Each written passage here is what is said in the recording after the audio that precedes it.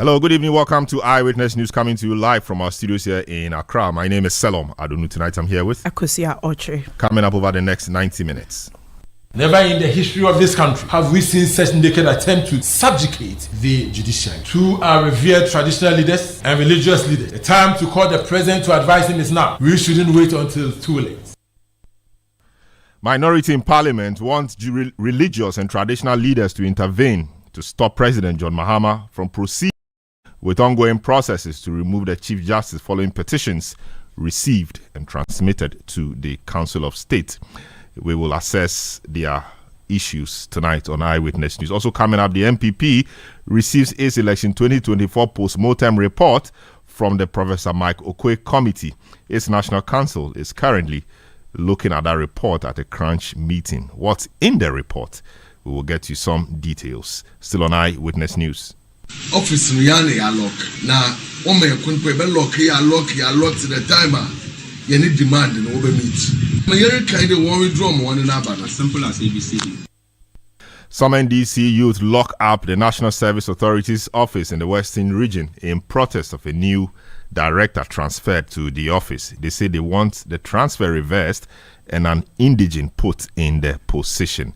We'll bring you details on that. Stay with 97.3 Citi FM for more on this and other stories on Eyewitness News. And in business, stakeholders push for robust monitoring systems to boost industrial growth. There is more business in the next 50 minutes. Eyewitness News is live across the country on all our affiliates and around the globe at citinewsroom.com. Your comments are welcome via our WhatsApp line 0549 986 996. You can follow me on X, formerly Twitter, at Selom Adonu. The hashtag, as always, is Citi Newsroom. Akosia has the details.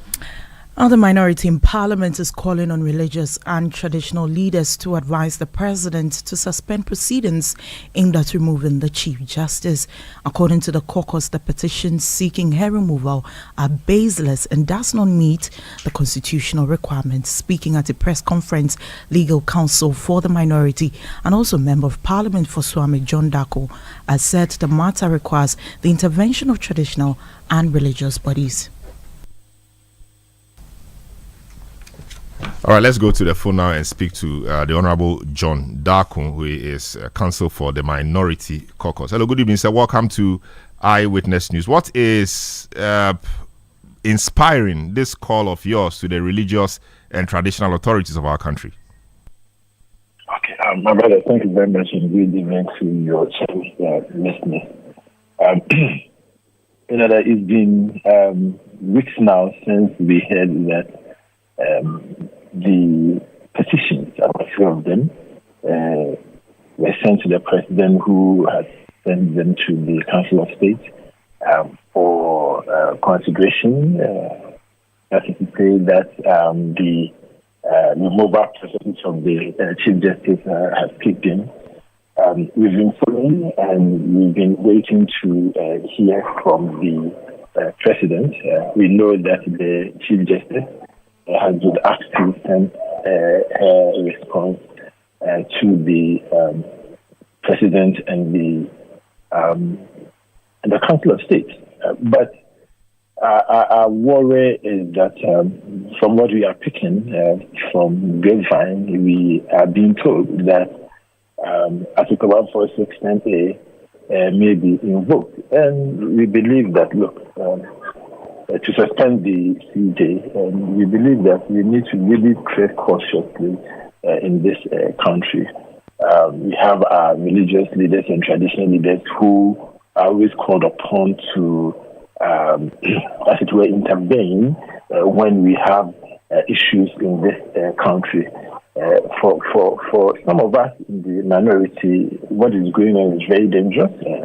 We are trying hard as a country to enter into this slippery slope, which we believe will not augur well for us. And so we are calling the traditional authorities and religious leaders to intervene and let the president, in our view, truncate this process. Look, when the former president Nana Addo received one of the petitions, one of them which we believe has been repeated, they looked at it within the shortest possible time and realized that there was no case and actually dismissed it. And we believe that this should be done in this particular case.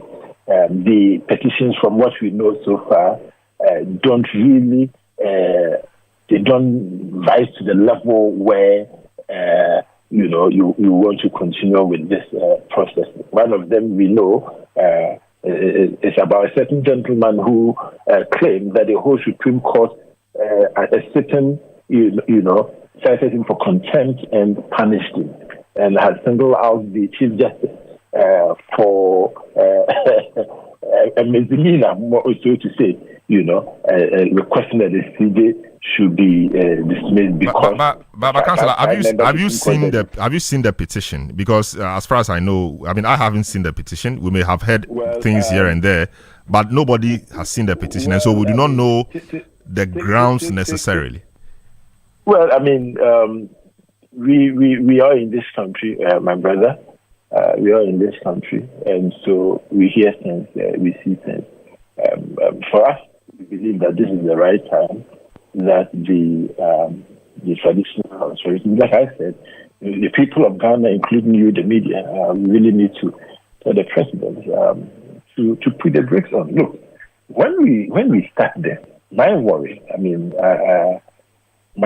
is that at every change of government, this is going to happen. And look, it won't augur well for our democratic experiment, as I said. It won't augur well for us. And so, really and truly, at least knowing what I know, as I shared with you during the press conference, these things should not ground the suspension and the removal of the CJ. So in essence, you are saying that the president should be stopped by religious and traditional leaders or authorities from undertaking his constitutional, duty. The Constitution is quite clear. Petitions forwarded to you, move it to the Council of State for consultation, etc. And then based on what the consultation process will spawn, then we can take it up from there. We do not know the details of the petition. We don't know how grave or otherwise the allegations are. The CJ thankfully has had the opportunity to look at it and has responded. So is it a case that you do not trust that the Council of State, that is made up of eminent men and women in our country, will not be able to let reason prevail and put the national interest above everything else? Is that what you think? My brother, you were here when the National Council of State elections were held. You were here. You saw the fight. You saw people who clearly identified themselves as NDC members. Look at the Ashanti region. It had to be postponed about twice or so. People were going in there as representatives of political parties. Of course, I believe that they are very well-meaning, level-headed, very good Ghanaians on the council. But you also understand that a lot of people have gotten themselves into the council from a very, very political biased position. And so if we're going to go that way, I'm afraid that the politics will cloud the decision of the council. It's just a worry we're expressing. Look, in the end, it's a numbers game. Maybe the level-headed people may not outnumber the people who hold those political views, those who went through election on the ticket of the NDC and won. We know all those former NDC chairpersons who filled the Council of State. You understand? So even those who are level-headed may be outnumbered by the NDC people. We believe that as a country, the only institution left, which for me is still independent, is still standing and sacrosanct, is the judiciary. It is a worry that we are expressing, and that the moment we begin this process, it's a serious slippery slope we are getting our country into. It will mean that every political party, when it wins the election, is going to just get to write a petition for us to remove the Chief Justice. At least since our constitutional independence from our 1992 constitution, we've been very stable with this. Before met Chief Justices appointed by former President John Rawlings. Okay, when President Kufuor was leaving, the former President John Thomas had appointed. He appointed a CJ, and when President John Thomas came, he worked with the CJ. All right, until the CJ went on retirement. This has been our practice as a country. Our CJs have always retired after they have, finished their term or after they have attained the 70-year mark. We should allow that to continue. We shouldn't destabilize our constitutional democracy. Look, if it's then broken, you don't fix it. So far, nobody can tell us that when it comes to the work of the CJ, she's unable to do it. I am not convinced by these allegations. The CJ is unable to perform her work, or the CJ is incompetent, and for that matter, the CJ should be removed. We all as a country should at least, for once. You see, Honorable Jodako, you see, the concerns you are raising, it does appear you are putting the cart before the horse, because we do not know the allegations, we do not know how grave they are.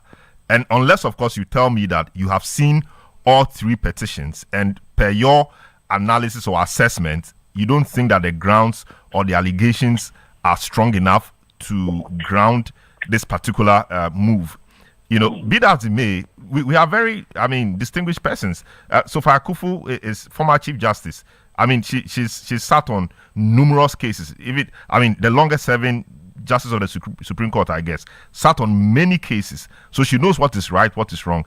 Justice retired Vida Koto-Bamfo, also on the Council of State and the Judicial Committee, I guess, sat on many cases at the Supreme Court and other places, knows what is right, knows what is wrong. In fact, Honorable Dua Jaho, former Speaker of Parliament, presided over Parliament, decided things this way or the other way, knows what is right, knows what is wrong. And other eminent people on the Council of State, are you saying that they will not be able to say or tell the president in their consultation that we do not think that the allegations contained in the petitions therein are not strong enough to ground an ousting of the Chief Justice? Is that what you're saying? Yeah, good point. I have not said the Council of State doesn't have it. I'm saying I'm worried about some political activists on the council. Those who were appointed haven't had any issue with that.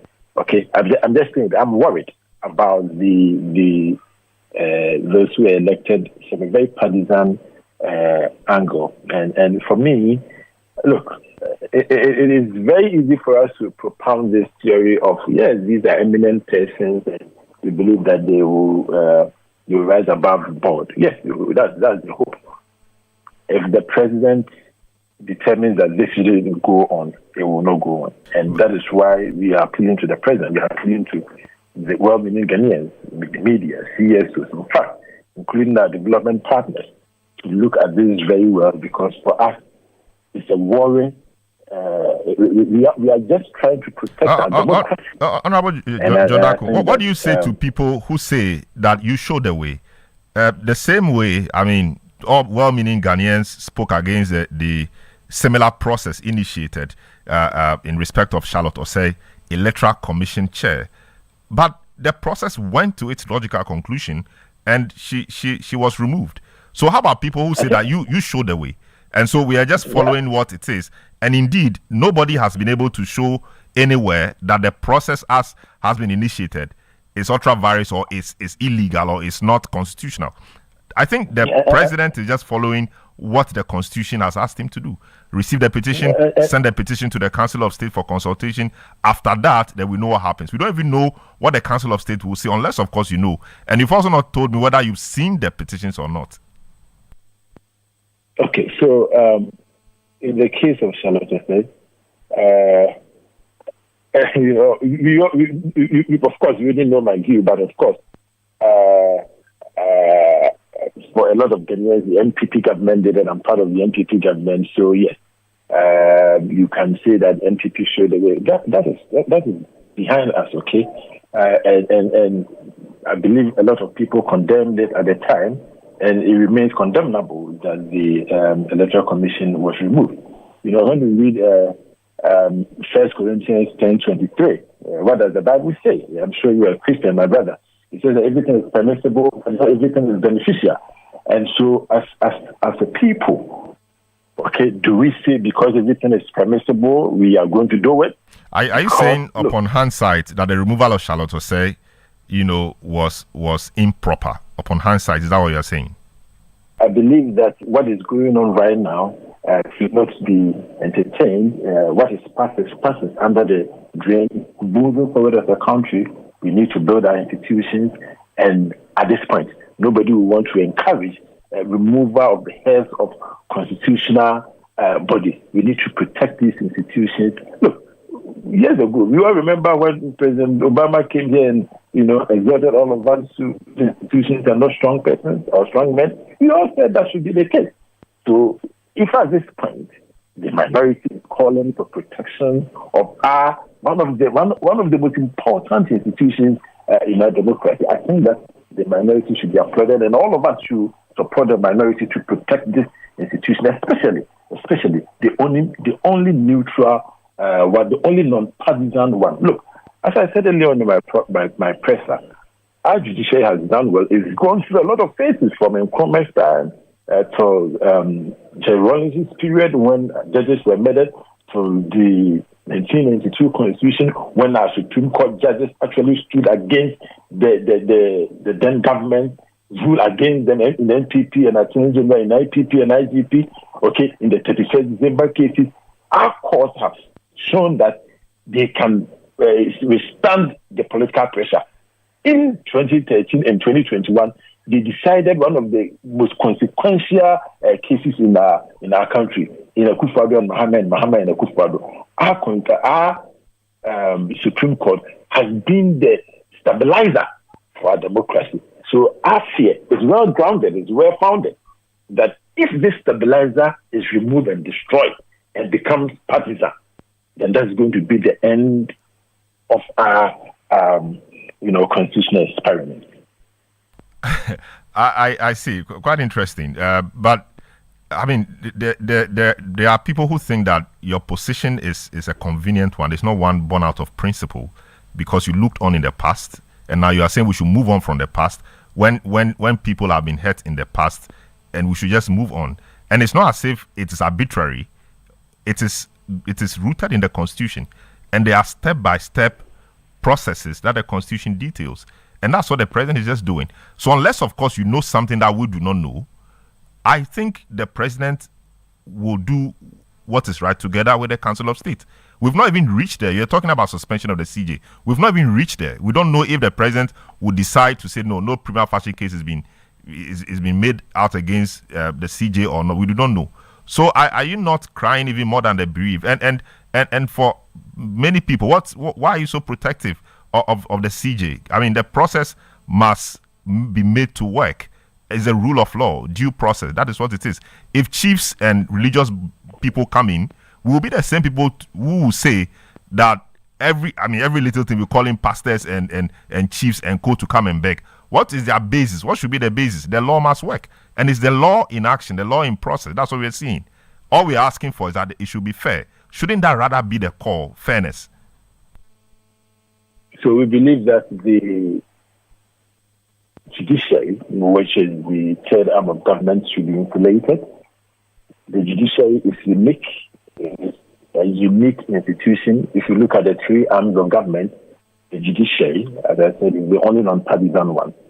The judiciary is the only one that's able to settle disputes, settle calls between the two other arms of government.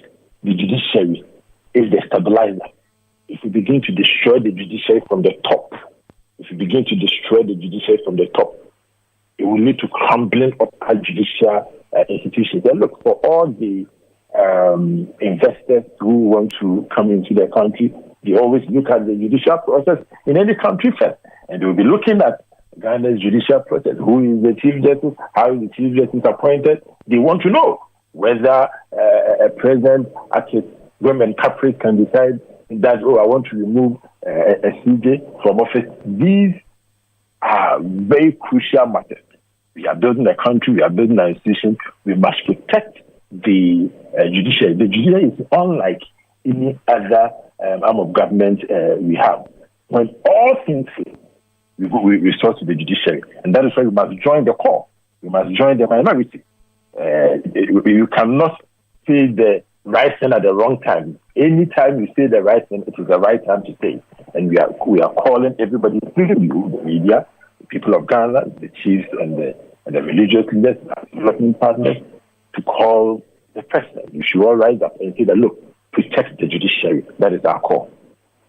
Very well. Thank you so much. But before you go, I mean, a texter says that Sophia Akufu was Chief Justice when Charlotte Osei was removed. She indeed knows what prima facie case is. That's an interesting one, is it not?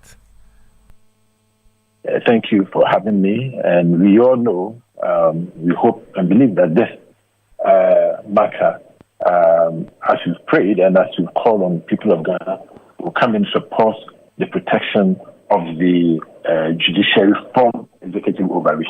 Thank you very much. Very well. Thanks so much, John Darko, Esquire, lead counsel for the Minority Group, member of Parliament for Swami, speaking to us on Eyewitness News. Still on the matter of the petitions to remove the CJ and the processes, that the Constitution talks about.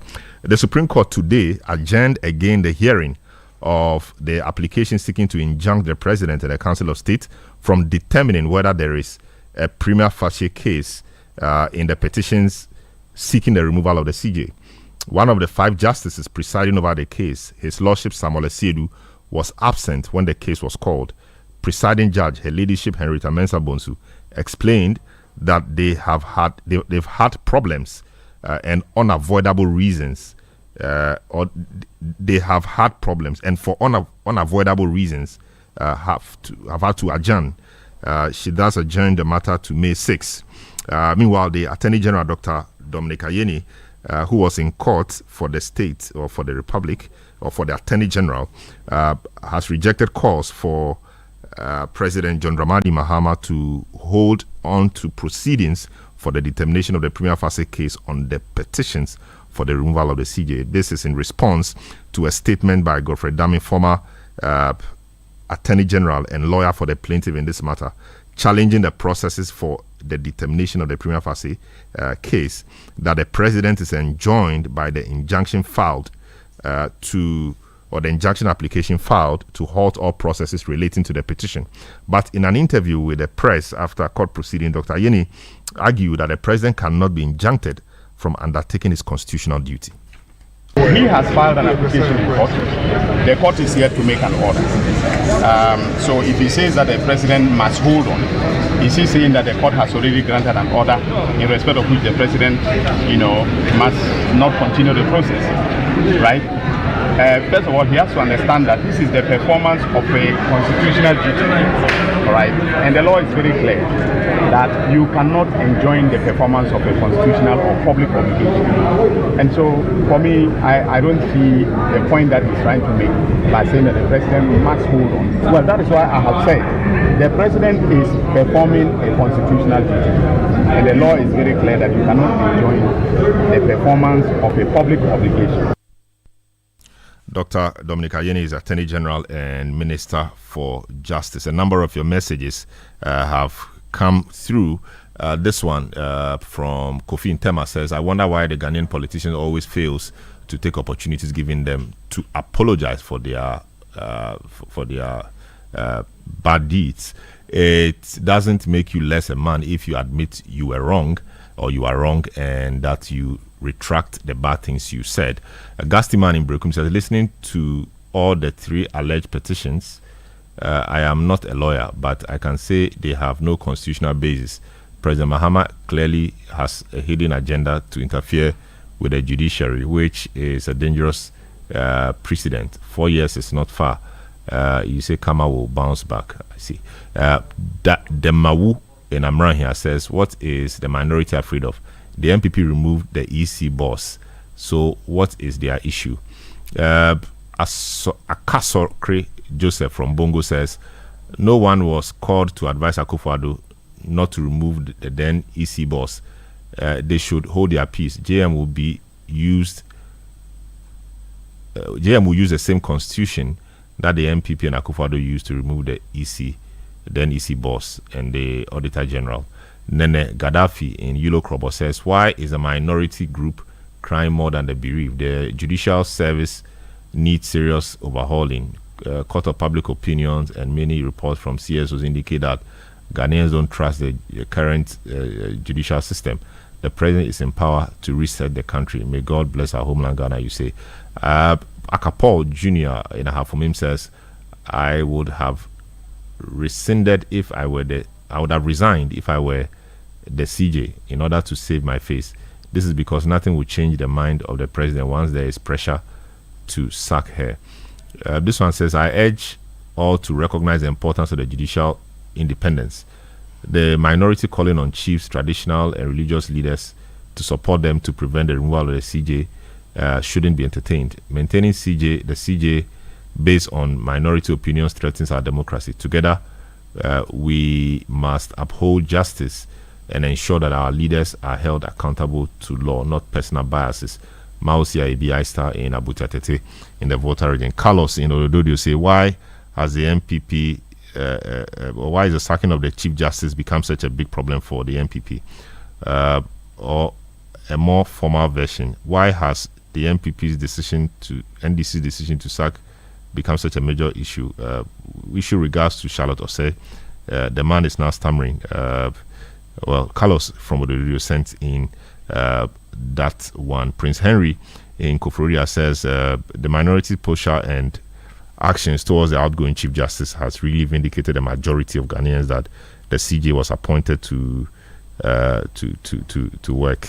Okay, is the CJ above the laws of Ghana, you ask? The people of Sal are ready to celebrate the very day the CJ will go because her actions stabbed them for 4 years in Parliament, you say. Alasan Hamdan from Nyohini South says the removal of a Chief Justice is not a crime once a prima facie case has been established. This is not the first time a high-profile figure has been investigated, and those raising unnecessary alarms about the investigation are simply undermining the state's institutions.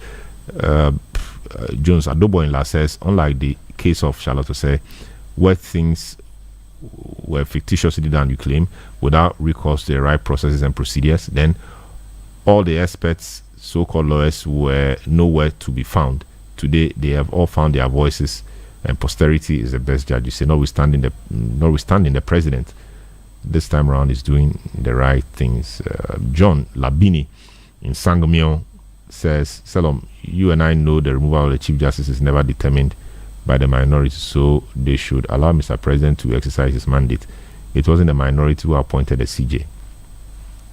Adam from Ashalibutre says, I don't think what the council for the CJ is saying holds water. Well, it's not council for the CJ. It's council for the minority caucus in Parliament. The president is not set out to remove the CJ. It is private individuals who have filed the petition. Should the president not allow the right constitutional process to be followed, why does he make it seem that it is the president who is set to remove the CJ? Yuri Osamanov in Ashaman says, is the MPP lawyer saying the removal of the CJ will have serious repercussions on our democracy and that we should allow her to stay so that our democracy can continue? Were they of this opinion when Akufo-Addo removed Mrs. Charlotte Osei from office? Were they mindful of the safety of our democracy? They should let the President and Council of State do their work. A number of your messages are coming in. Just keep them coming through 0549986996. I'll take a short break. I'll return and we'll tell you what is happening at the MPP's meeting where Professor Michael Kwe presented his post-mortem report on election 2024 to the Council of Elders of the party. That meeting just concluded and we are represented around the place, and we'll bring you a quick report after this break. Don't go away. Eyewitness News. Be there as it happens. Oh, jump on now. Go. Google me. Now, what time will you come back where I don't hear the sound of your car? Why you buy new car? No, I not change my car. It be the same ride. It be the fuel way I change. Way one shouts it. Ever since I started using the all-new Excellium Premium Fuel, fortified with 3-in-1 action. Oh, Joe, now my car they run like electric car. No, it's so. This is the type of fuel where they want to. Because now engine they cost. Where they want for way if I buy it, it go protect my engine. And with the small way I buy, I go drive, sir. Absolutely. It's like strapping a turbocharger to your engine and giving it a protector. And what they boss my mind self be the 3-in-1 action, no? Excellium they prevent up to 99% of deposit. It be anti-wear, some be anti-corrosion. Won't pay when I open them. Hey, so where can I find this magical fuel? Just head over to any Total Energy service station and your car will thank you. Hey, then make a finish my gobe fast, then rush go Total Energies. My friend, but why you hand my gobe inside? I give you info. Make a feel the gobe too small. The gogo. Yo, Pana. Excellium is designed to protect your car engine, decrease fuel consumption, and lower CO2 emissions. Don't say fuel, say Excellium. Choose Excellium, choose quality.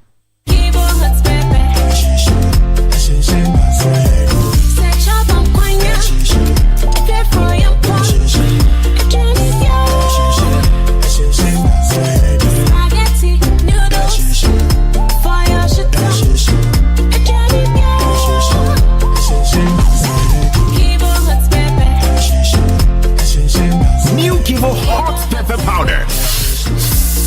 Loco shoe. This advert is FDA approved. Eyewitness News. Be there as it happens. Eyewitness News on 97.3 Citi FM. This is Eyewitness News. Now, the National Council of the New Patriotic Party has just concluded a meeting following the receipt of the Professor Michael Quay Committee report. The 12-member committee was commissioned by the party to investigate the circumstances of its 2024 electoral defeat. As part of its post-election post-mortem, the party tasked the committee to probe the loss. Our man, Charles Owusu-Kumi, is at the precincts of the Alisa Hotel where the meeting took place, and he's joined us on the line to help us appreciate what went on there, what information he has, etc., etc. Hello, Charles. Good evening. Welcome to Eyewitness News. The meeting has ended, we understand. What really can you report on it? Good evening to you, Salam. Yeah, you're right. The meeting has concluded after several hours. Meeting which started at about 11 a.m. today. First with the National Executive Committee meeting, and then they followed that up with the National Council meeting. So from the former president, Nanado Dankwa Akufo-Addo, to former vice president and flagger of the party, Dr. Baumia, to his running mate, Matthew Opoku-Prempeh, to executives of the party, the national chairman, Stephen Tim, General Secretary, Frimpong Kodia, and their officials, also members of that committee, 12-member committee, led by the Honorable former Speaker of Parliament, Michael Quay. And interestingly, I saw a former chairman, FF Antop, also here as part of the membership of that 12-member committee. So they have presented that report, which has been anticipated for the last 3 months since the committee was inaugurated. Now, the General Secretary of the party just told us, following the submission of this report, that after hours of deliberation, they are yet to actually discuss what is in the report. And so they have also urged all members of the party to refrain from making any commentary at all on what they believe is in this report.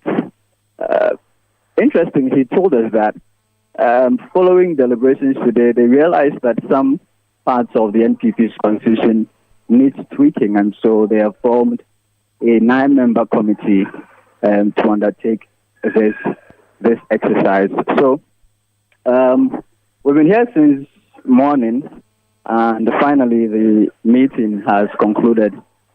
And the fallout is that the party has set up this 9-member committee. Even though they tell us that they don't know what is in the report yet, they have put together this committee to look at some changes in the party's constitution. They also talk about whipping up the party's base across the country because they realize that there is some sort of detachment between the party itself and its supporters. So there will be a Thanksgiving service very soon. There will be a Christian Thanksgiving service and a Muslim Thanksgiving service And then they will also go around the country and have conversations with the rank and file of the NPP. Now, they did not give specifics from the report, but what we glean from that press conference that Justin Kodia just held tells us that the committee is recommending some of these things, changes within the constitution, more conversations with the rank and file of the party, and just trying and bridge the gap between the party and its supporters. So that is what has transpired here today at Alisa Hotel, Salem. Very well. Thank you so much, Charles Owusukumi, our man who is being at the Alisa Hotel today, picking up signals or gist, snippets of information here and there from that report presentation meeting. Now let's speak to Henry Nana Boakye, national organizer of the party. He was in that meeting, and indeed he was a critical part of the election. So I'm sure a lot of the recommendations, or some of the recommendations, will have a lot to do with himself and his colleague national executives who ran the party and largely ran the campaign as well. Good evening, Henry Nana Boakye. Welcome to Eyewitness News. Talk to us about the program today. Is it that the committee led by Professor Michael Quay made a presentation to the National Council and National Executive Committee of the party, after which you asked questions or you debated the issues? How did it happen? Thank you very much. Good evening. Yes, today National Council met. You recall that we put together a team of eminent members, and these respected persons went into the reasons why we lost. And today they presented their report. It was quite a voluminous report. And indeed, they brought us to what they did.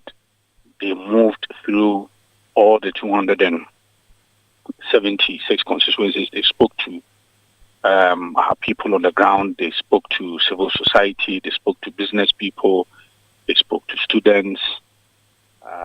They spoke to all manner of persons. And they presented their report. We are also grateful. They've done a very, very, very huge work for the party, and we were grateful for their service and their dedication, as well as sacrifice. The party is yet to go into the report. As I said, it was just given to us moments ago. So the party is yet to go into the report, and as and when it's appropriate, we will share with the media on the advice of the National Council. At least I'm sure there was an executive summary, because I'm not sure you went to the meeting from 11 a.m. till now, because you're just dispersing and you were not giving snipers at least of what is contained in the committee's report. There should be an executive summary at least. So yes, you are yet to go through the report itself. Page by page, but there should be an executive summary generally. So I think that's what we are interested in. Frankly, that wasn't the case. What the committee told us was how the methodology they used and the people they interviewed and how they did their work. And that was the most important thing for us. And don't forget, that wasn't the only thing we discussed today. We discussed so many issues, in fact. But one of the clearest indication we had was that flowing from this report, there were some recommendations that clearly will also necessitate the amendment of our constitution. So today, Council also put together a team led by Frank Davis, the Constitutional and Legal Affairs Committee Chairman. He's going to lead the Constitutional Amendment Committee, and then they are supposed to go into the proposals, as it were, in the review committee report, and also other proposals that they will receive from the party. We discussed general party membership drive issues, registration, and again, one important thing we also discussed was because of this review, we haven't embarked on our thank you tour. In all things, we give thanks to God. Yes, we lost the elections, but we also need to go round to also thank our people, the people we work with. So today, Council also gave approval for the National Party to also start the National Thank You Tour. So we discussed quite a lot of issues. So it was not only the report. What they did was to present the report to National Chairman and General Secretary. And then we, National Chairman and General Secretary also told Council that they are yet to go into it. We'll reconvene and then we'll discuss the matters contained in the report. But how confident are you that your rank and file, and in fact, general membership of the party will accept this report, as a true reflection of what really happened to your party in the lead up to the election day itself? Because I'm sure a lot of challenges will be identified. But how confident are you that the rank and file will accept the report as it is? Do you actually expect it to be accepted, or you actually think that there will be other opinions expressed? I am very, very, very confident because of the detailed work they've done. It is not as if they... But you've not seen the work. How do you conclude that it's detailed? No, you are saying that, am I confident? And I'm saying that I'm confident because of how they told us the work they've done. They moved around the 276 constituents. They've spoken to almost everybody who matter during the last elections. So that is how confident I am that, yes, indeed, they have done a detailed work because of the methodology they presented to us. And that is why I'm saying that I'm confident. I see. But speaking generally, I mean, first time I think your National Council and National Executive Committee are meeting this year. Correct me if I'm wrong. And so you should, I'm sure some other political matters came up. Did you guys, per chance, talk about the new administration? I mean, we are heading towards 120 days or so, and a number of promises were made for the first 120 days. What was the general mood of the meeting in respect of the performance of this administration? Yes, we discussed that extensively. The party is preparing to address the country in this regard. But clearly what came out was the fact that the Galamsey issue is still causing a lot of harm. Indeed, it is rather worsened under this government. If you go around now, the dirty water is now actually sand. It's dried up and it's quite stubborn. We also discussed the Boko issue. I mean, the Boko issue now is really getting out of hand. And shockingly, you have a whole IGP who goes in there, and it looks like he was even scared for his life. Right? We've had 2 policemen shot dead. There are some reports that what the police put out is not the accurate report, and that these were clear attacks on these police people, but then the police is also blaming it on armed robbery. It looks like the Boko issue is really, really, really getting out of hand. We said it indeed.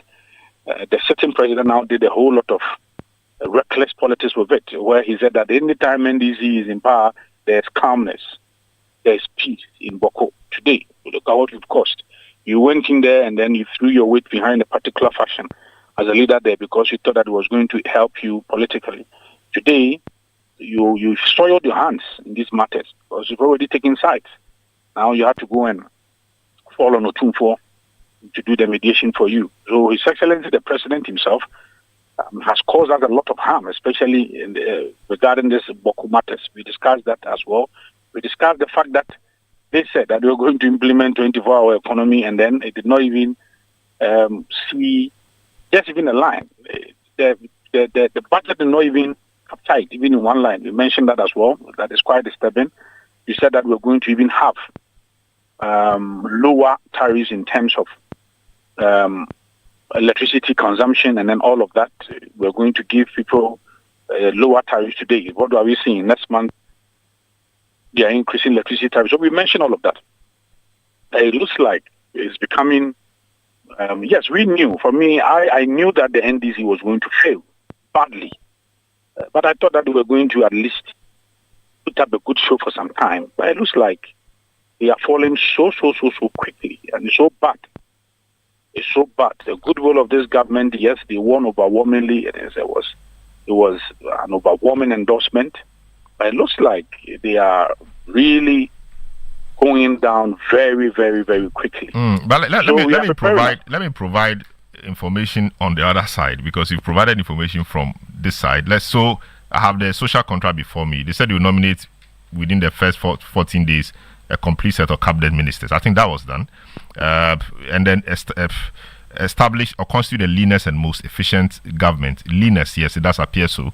It is not true. It is not true. I mean, how do you constitute leanest? It is not true. It is not true, because you cannot have a government that says that I am going to make sure I protect the public purse in terms of my appointment. You come in and then you have almost about 3 billion Ghana cedis at the office of the president, when the former president used just a little over 350 million or so. No, but I thought that matter has been explained, that some agencies, no. like the ISD and the all of those, no, it's not true. The former government had 8 agencies. It is not true. But the fact that you explain it, my brother, if you explain something and we don't agree, we have to express it. The former government had 8 agencies under the office of the government machinery. 8. Now you only have 4. And you are spending close to 3 billion Ghana cedis. How do you describe that I see. as the leanest government? Very well. I see. They said they also hold a national economic dialogue. That has been done. They said in the first 90 days they will scrap some taxes. The national economic dialogue, right? But the point is, it has been done, right? It has been done. The fact is that what is the outcome? We are seeing higher electricity tariff, higher water tariffs. But I thought that the quarterly adjustment of tariffs was something you introduced, and so that is just we are holding them to their promise. In fact, even for cocoa farmers, they said they were going to increase cocoa farmers' money from 3,000 to 7,000. As we speak, they have issued a statement stating that they cannot effect any increment. So it looks like everything they said, everything they promised, they are acting contrary. Everything. I see. I see that you are primed for the season, but the season has just started. I mean, but I'm happy. I'm happy that we spoke this evening, and let's keep the conversation going. Nana Boakye is a national organizer of the New Patriotic Party. We've just been having a conversation around today's meeting where the Professor Michael Quay Committee presented this report to them, and of course said they did discuss some political matters, of the new administration, etc. And you heard him list a number of things. So it appears that the few days ahead will be interesting. Perhaps some heightened political activity we'll be seeing. Eyewitness News on 97.3 Citi FM. Akosua has some more stories. Yeah, let's still stay with the National Executive Committee meeting on the New Patriotic Party, because the running mate for the party in the 2024 presidential election, Dr. Matthew Opoku Prempeh, says he has no intention of contesting for the party's flag bearer position in the 2028 elections. People have made comments. Today is when the party is going to receive the report. And the party will act on the report, not on the comments people have made. If you don't want to obey what the report says, you don't want to be a member of the party. Because what is the new a single person's mind or utterances doesn't decide for the party. It's a good thing. So even though there are skeptics, there are cynics, doubters, all manner of people who will say all manner of things, if the majority decides on the whole, then that was running mate for the New Patriotic Party in the 2024 presidential election, Matthew Opoku Prempeh. We apologize for that poor quality of sound there. Eyewitness News on 97.3 Citi FM. Now let's go to the Western Region. The Western Regional Secretariat of the National Service Authority has been locked up by some aggrieved NDC youth who have rejected a transfer of the Upper East Regional Director to head the regional office. The youth justified their action, demanding that an indigene be appointed. Despite the police presence, staff of the Secretariat were left stranded outside their offices. Here's the NDC Constituency Youth Organizer for Second D, Kobna Efriye, addressing the media. Office Riane lock. Now, lock to the timer. All offices have been locked And if given the chance, we will continue locking them until our demands are met. We've been watching this situation for a long time. Now the National Service, which is supposed to serve the youth's interests, has appointed someone from the Upper East region, while other regions are led by locals. Why? Don't we have any competent person for the job in the Western region? Our request is for the appointed individual to be removed.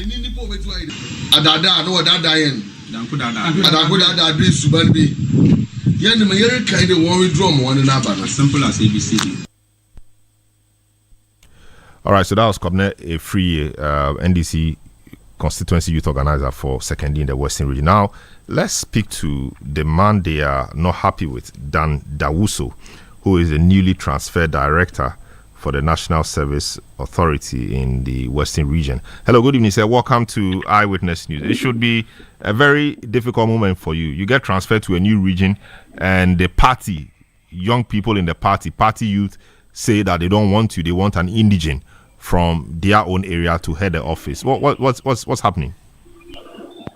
It is pathetic, as you just said. And before I say something, let me also say a good evening to your cherished listeners. Yes, it is disheartening. Just as you say, I have worked in national service. I'll start by introducing myself by my work experience. I've worked in national service for the past 26 years.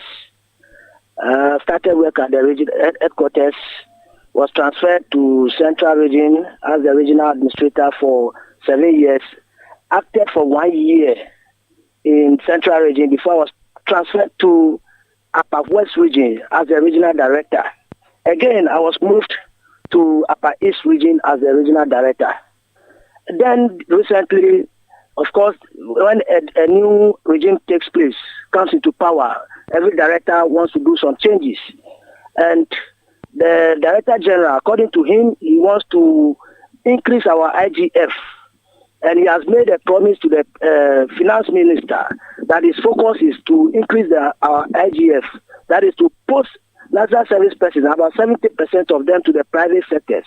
And he needed somebody who is competent and have experience to go to Western Region to be able to achieve that dream. So I was in my one corner and I was transferred to Western Region as the regional director. And just as you said, when I got there, I was shocked to see the youth up in arms against me that I cannot work in the Western Region. I see. So you went to the office. You indeed went to the office before you were met with this protest, or you didn't go to the office? I went to the office. Yes, on Friday, when I got to the office, they were there, and we saw the thing coming. So the regional administrator and regional staff invited the police in.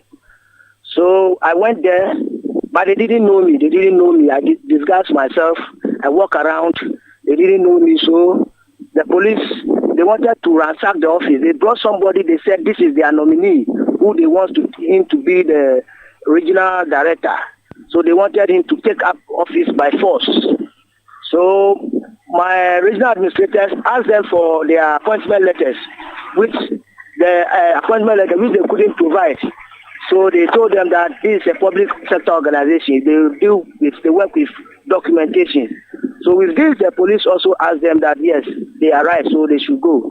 So that is how they left the place. Then I went to the office to work. I worked on Friday till we close. On Monday, I came to the office, start work, and then they came to lock up the place. And then the regional coordinating director have to call us in to try to mediate the situation. So when he called us, the minister was not around. So he asked that go and then come around 4 o'clock when the minister returned. So around 4 o'clock, the minister returned and met with us. They said what they wanted to say, that is to ensure that their nominee takes charge of the office. Then the minister told them that, well, they should do what they want to do, but they shouldn't do anything to disturb me because I am an innocent public servant that have been transferred. So they should allow the system to work.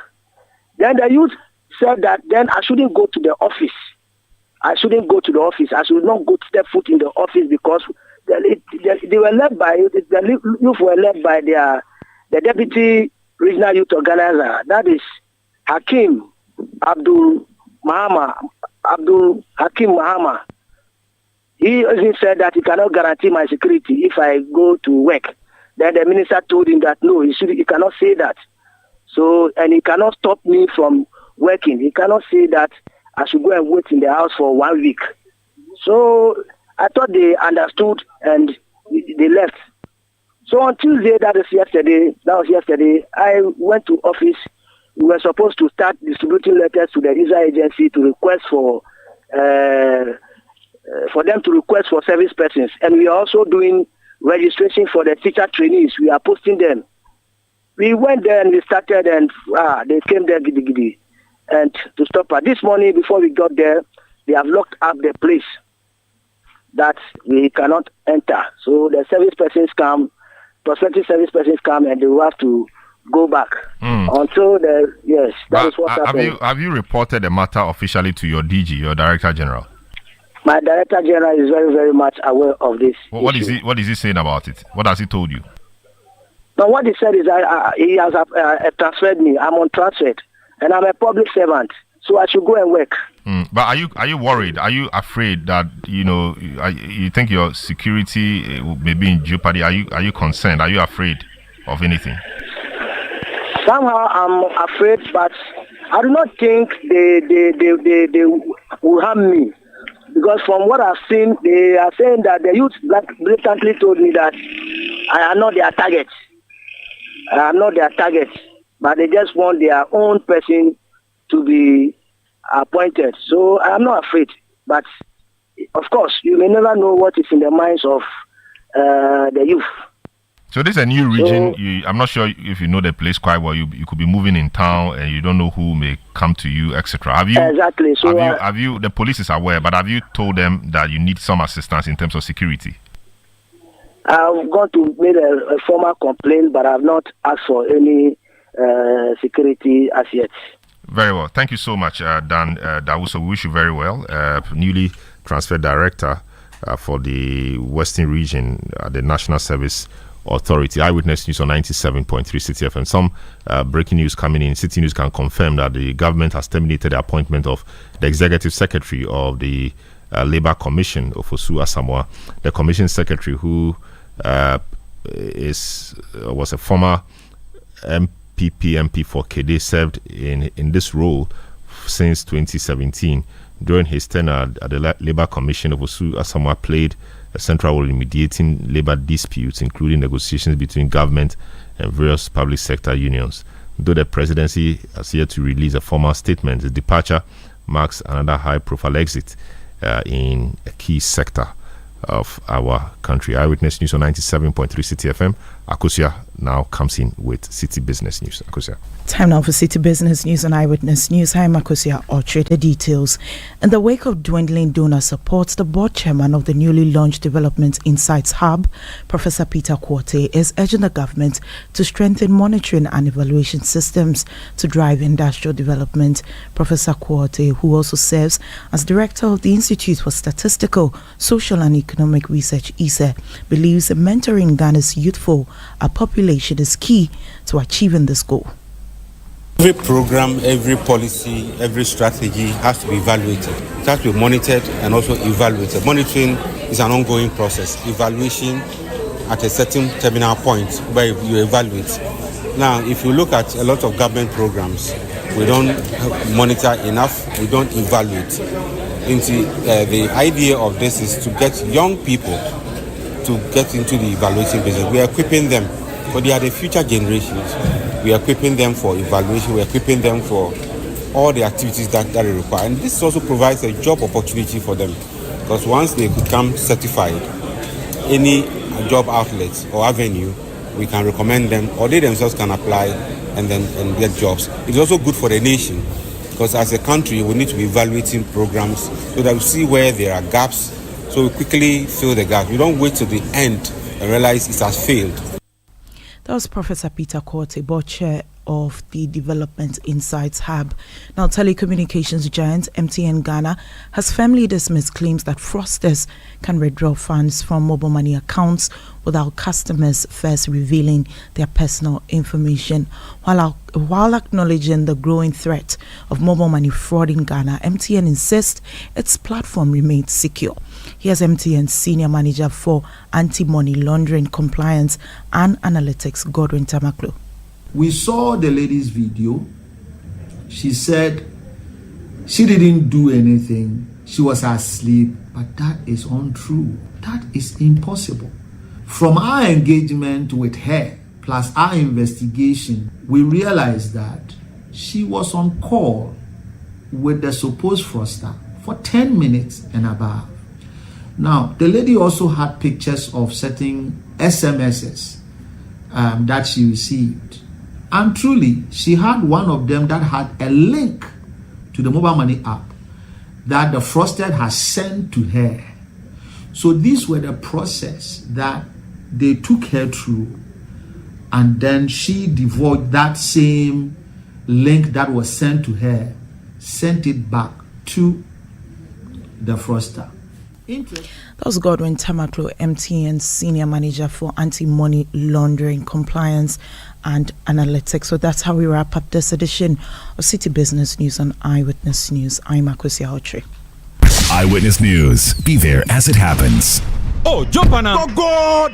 Google me. At what time will you come back where I don't hear the sound of your car? Why you buy new car? No, I don't change my car. It be the same right. It be the fuel way I change. Way one shouts it. Ever since I started using the all-new Excellium Premium Fuel, fortified with 3-in-1 action. Oh, Joe, now my car they run like electric car. No, it's so. This is the type of fuel where they want to. Because now engine they cost. Where they want for way if I buy it, it go protect my engine. And with the small way I buy, I go drive, sir. Absolutely. It's like strapping a turbocharger to your engine and giving it a protector. And what they bust my mindset be the 3-in-1 action, no? Excellium they prevent up to 99% of deposit. It be anti-wear, some be anti-corrosion. Won't pay when I open there. Hey, so where can I find this magical fuel? Just head over to any Total Energy service station and your car will thank you. Hey, then make a finish my gobe fast, then rush go Total Energies. My friend, but why your hand my gobe inside? I give you info. Make a feel the gobe too small. Go.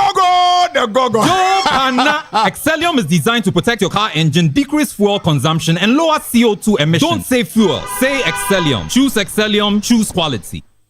Polytech is everywhere, durable and authentic.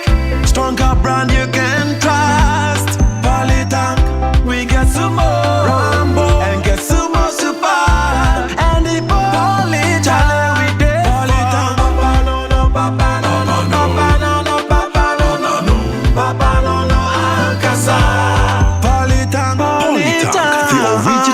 Always the best. Charlie, where are you? Boss man, I'm at the bank. Really? But your car is in front of your house. Bro, my bank on my phone, Charlie. Oh, how? EcoBank, bro. With EcoBank mobile app, I can do everything, anywhere, anytime. Listen, I just checked my account balance, paid Ahmed's school fees, and sent money to my grandma at Wale. Oh, wow. Wow. Masa, just download the EcoBank mobile app from the Google Play Store or the App Store, or dial *770# and be your own bank manager. Manager. Whether to pay bills or fees, to check account statements, send money across Ghana, abroad, and more, EcoBank mobile app has got it covered. EcoBank Mobile, making everyday people live everyday lives the EcoBank way. EcoBank, the Pan-African Bank. Eyewitness News. Be there as it happens. Eyewitness News on 97.3 Citi FM. Tonight there will be no point blank because we'll take you to TalkSport, our partners, for commentary on that match between Newcastle United versus Crystal Palace. And my colleague Bernard Abeku-Ochri is in studio to help us cross over to the Newcastle Crystal Palace match. Bernard, Interesting match it will be. Yeah. Of course, interesting, especially with UEFA Champions League slots in contention. So for Newcastle, they are playing a 4-3-3 formation with Pope in post. There's Trippier, Shah, Ben, Livramento at the back in a 4-3-3 formation. There is Bruno Guimaraes, Tonali, and Joe Linton in the middle. There's Jacob Murphy, Isak, and Barnes. Isak, that guy should come to us now. That's a lot of money you're talking about. For Palace, it's a 3-4-2-1 formation. Anderson in post, Richards, Lacroix, and Gay at the back. In the middle, there's Muniz, Lemar, Hughes, and Michel. Then it's Sarr, Eze, and Mateta up front. I see. So we can cross over now. Great.